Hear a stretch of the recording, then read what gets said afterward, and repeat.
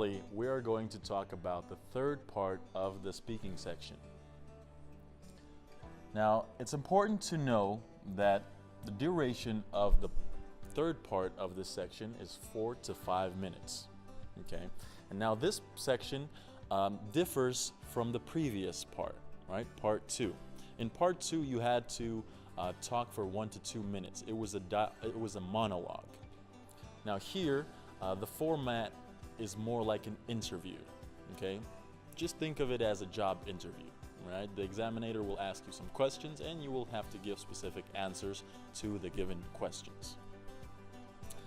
Now, these are the tips or the strategies that you are going to use when you will face this part of the speaking section. Okay? So the first one, predict, analyze, compare, and give opinion. All right? You might have a topic, let's say sports. In the previous part, you were talking about your favorite sport. Right? Now, you might be given a question that sounds something like, what do you think will be the future of sports? Okay, what kind of future will occur in the future in sports? Okay, now you will have to give your opinion in the future, what you might think will happen. All right, you might even compare some things. All right, like for example, comparison of the past and the present. Okay, how it was then, how it is now. Okay, now part 2, related topics. Okay, so these topics are going to be related in some shape or form to the previous part, but it will be more general. Okay, more abstract.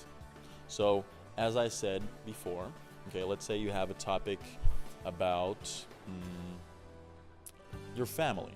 Okay, so you were talking about your family, right? Your family members, how well you get along, and then you talked about an event where you and your family gathered, and you expressed that, you explained it with detail.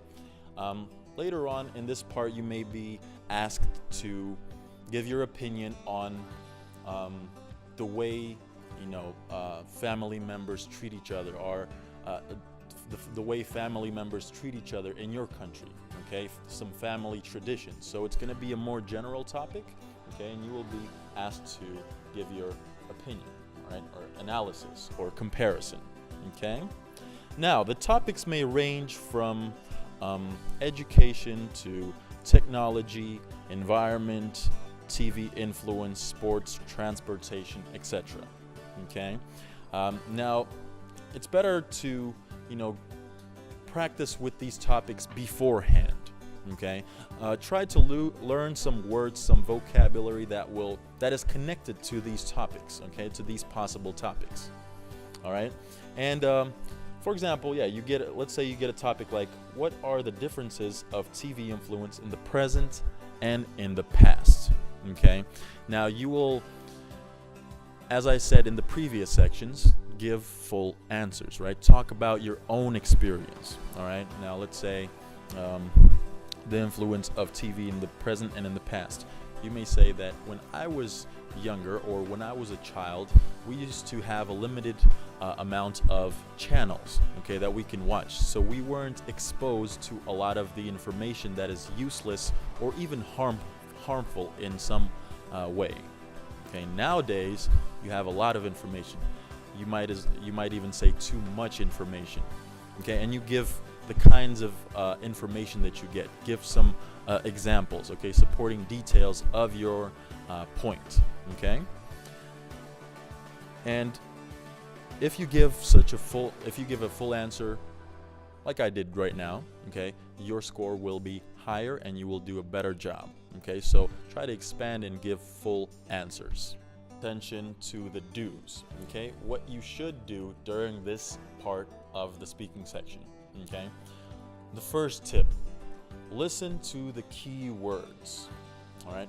Now, when the examiner will be asking you the question, most likely the key words will be involved, okay, in his sentence.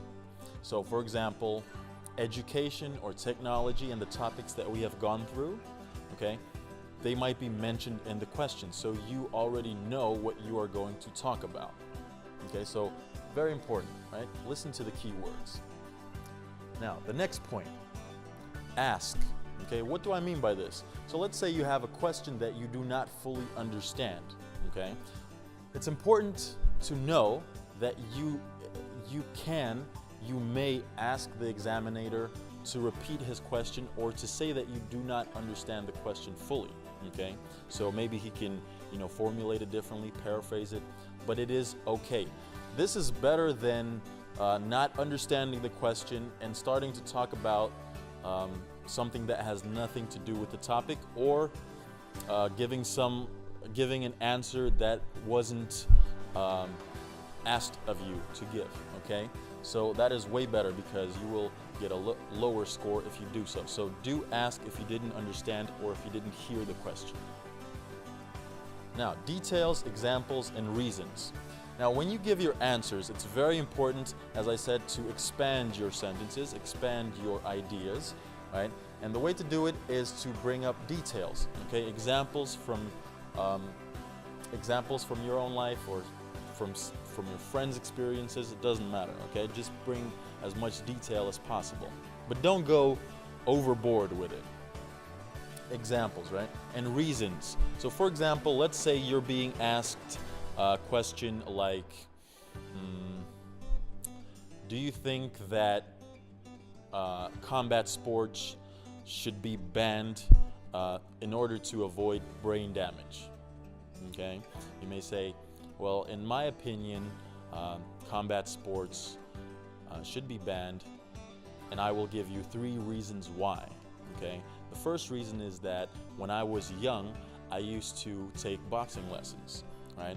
And I would partially ban this because when I used to compete in the city tournaments or in the national tournaments, a lot of my fellow sportsmen or fellow athletes would get brain damage, okay?